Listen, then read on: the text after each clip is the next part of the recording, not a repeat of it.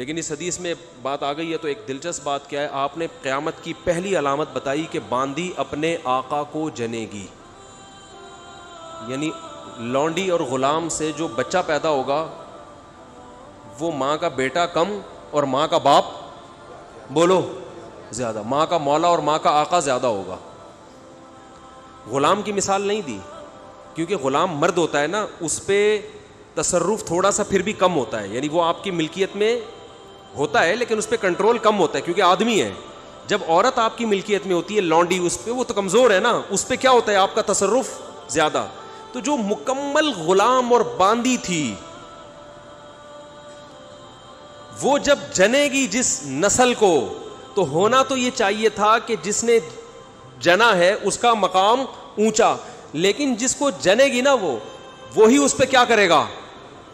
یعنی ماں کا تو ایسا حق ہے نا, ماں کو تو ساری دنیا جانتی ہے نا کہ ماں نے کیسے گود میں پالا, کیسے جنا, اور لوگ ماں کے تانے دیتے ہیں نا. حضرت موسیٰ علیہ الصلاۃ والسلام نے جب حضرت ہارون کی داڑھی پکڑ کے کھینچی ہے نا, جب حضرت موسیٰ علیہ السلام کوہ طور پہ گئے تورات لینے, پیچھے بنی اسرائیل نے بچھڑے کی عبادت شروع کر دی. ہارون علیہ السلام کو نگران بنا کے گئے تھے کہ ذرا ان کی حفاظت کرنا, بڑے نالائق لوگ ہیں, دائیں بائیں نہ ہو جائیں. تو جب واپس آئے تو دیکھا کہ وہ کیا کر رہے ہیں, بچھڑے کی عبادت. تو حضرت موسیٰ کو سب سے پہلے غصہ کس پر آیا, حضرت ہارون پر. اپنے بھائی کی داڑھی پکڑ کے کھینچی کہ ما منعک اذ رأیتہم ضلوا, یہ گمراہ ہو رہے تھے, آپ نے روکا کیوں نہیں. تو حضرت ہارون نے کیا کہا, باپ کا واسطہ نہیں دیا بلکہ ماں کا. لا یبن اماں, اے میری اماں کے بیٹے, اے میری ماں کے بیٹے, کیونکہ یہ رشتہ فوراً سمجھ میں آتا ہے. ماں کا واسطہ کیونکہ محبت کی علامت ہے نا. ابا جو ہے نا وہ تربیت کے لیے اللہ نے بنائے, وہ محبت زیادہ ابا سے امیدیں نہیں لگایا کریں. ابا کی ایک الگ ویلیو ہے, محبت بہت زیادہ کرتے ہیں ابا, لیکن وہ جتلاتے نہیں ہیں. وہ کہہ رہے ہیں تمیز سے زیادہ لاڈ پیار دکھاؤ گے نا ابا, یہ ہو گیا تمیز سے بیٹھ وہاں جا کے آرام سے, ٹھیک ہے نا, جو بات ہے ادب تمیز. ماؤں کو زیادہ ادب تمیز نہیں, ماؤں کو لاڈ چاہیے ہوتے ہیں. تو اس لیے ابا محبت تو بہت کرتے ہیں لیکن وہ آسانی سے سمجھ میں نہیں آتی کیونکہ تعظیم اس پہ غالب ہوتی ہے. اماں کی محبت 2 منٹ میں سمجھ میں آ جاتی ہے. تو جب بھی واسطہ دیا جاتا ہے کس کا, اماں کا, تو حضرت ہارون بھی واسطہ کس کا دے رہے ہیں کہ بھائی ایک ہی ماں کے ہم دونوں اولاد ہیں, آپ اتنی سختی تو نہ کریں نا, ماں کا واسطہ دے رہا ہوں آپ کو, یبن اماں, اے میری اماں کے بیٹے. تو ماں جو اتنا قریبی رشتہ ہے, جس کی محبت سب کو سمجھ میں آتی ہے, اس کو غلام بنا لینا تو یہ کھوپڑی میں آنے والی بات نہیں ہے. لیکن حدیث میں کیا آتا ہے, قرب قیامت میں بیٹا کیا ہوگا, ماں پہ حکومت کرے گا, بیٹا ماں پہ حکومت کرے گا. تو ہونا تو یہ چاہیے تھا کہ جو جنے, وہ جس کو آپ جن رہے ہیں وہ گویا ایک قسم کی لونڈی غلام ہو, ماتحت ہو, لیکن الٹا حساب ہو رہا ہوگا.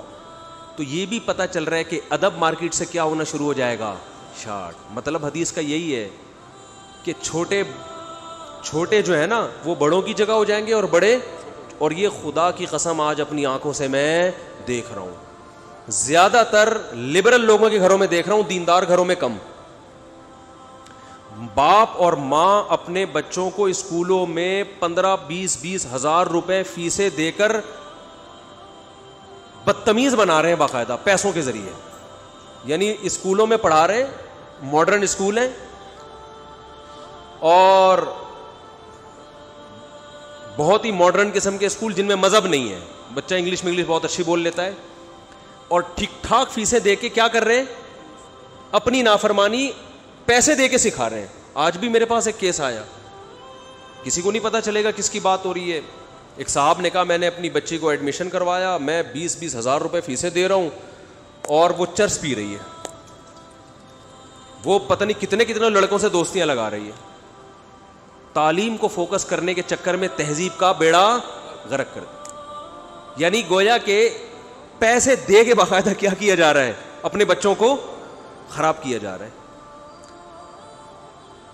تو جنا بھی خود, احسان بھی خود کیا, اور نکلا کیا رزلٹ, وہی آپ پہ کیا کر رہا ہے حکومت. وہ آپ کی ایک بات ماننے کے لیے تیار نہیں ہے. تو یہ وہ دور ہے جس سے ہم گزر رہے ہیں. تو اس میں بھی ادب کی تلقین کی گئی ہے. جب کچھ اس طرح کے لوگ آتے ہیں نا میرے پاس, کہ باپ بیٹا بیٹھا ہوا ہوتا ہے اور باپ اپنے بیٹے کی شکایتیں کر رہا ہوتا ہے بڑے دھیمے لہجے میں کہ بچے کو غصہ نہ آ جائے, اور بیٹا جواب دے رہا ہوتا ہے بڑی اونچی آواز میں. یہ میں نے بہت دیکھ لیا ہے, بہت دیکھ لیا اپنی زندگی میں. اس سے مجھے فوراً وہ حدیث یاد آتی ہے کہ اس کو باپ ہونا چاہیے اور اس کو بیٹا. باپ کو یہ ڈر لگتا ہے کہ یار اب میری اولاد ہے, یار میں کوئی اونچی آواز سے وہ ایک دم میٹر نہ گھوم جائے. دیکھو یہ اولاد کے نالائق ہونے کی علامت ہے کہ آپ نے اپنے باپ کو یہ اتھارٹی نہیں دی ہے کہ وہ آپ کو ڈانٹ سکے. اگر آپ کا باپ آپ کو ڈانٹتے ہوئے گھبراتا ہے نا, خدا کی قسم یہ باپ کے خراب ہونے کی دلیل نہیں ہے, یہ اولاد کے خراب ہونے کی دلیل ہے. یہ اولاد کے خراب, وہ ڈر لگتا ہے اس کو کہ یار کچھ بول دوں تو ایسا نہ ہو ناراض ہو جائے. میں نہیں کہہ رہا اولاد پہ بیجا سختیاں کریں یا خام خواہ میں ڈانٹ ڈپٹ کرتے رہیں, اس سے تو ڈپریشن کے مریض بنتے ہیں. ماں باپ ظلم بھی کرتے ہیں. اس پہ میں انشاءاللہ بیان کروں گا کہ میرا ارادہ ہے, میں نے جو سینٹ میں بل پیش ہوا نا کہ ماں باپ کو اولاد پہ ہاتھ اٹھانے کی اجازت نہیں, شوہر کو بیوی کو ڈانٹنے کی اجازت نہیں, تو یہ بالکل خلاف ہے. لیکن اس کا ناجائز فائدہ بھی اٹھایا جاتا ہے.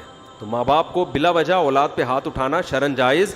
آج ایک صاحب بحث کرنے لگے کہ مجھے اجازت دی ہے شریعت نے کہ میں اپنے بچے کو تھپڑ مار سکتا ہوں. میں نے کہا آپ کو اجازت شریعت نے نہیں دی ہے کہ بلا وجہ آپ اپنے بچے پہ ہاتھ اٹھائیں, اور خاص طور پہ نابالغ پہ.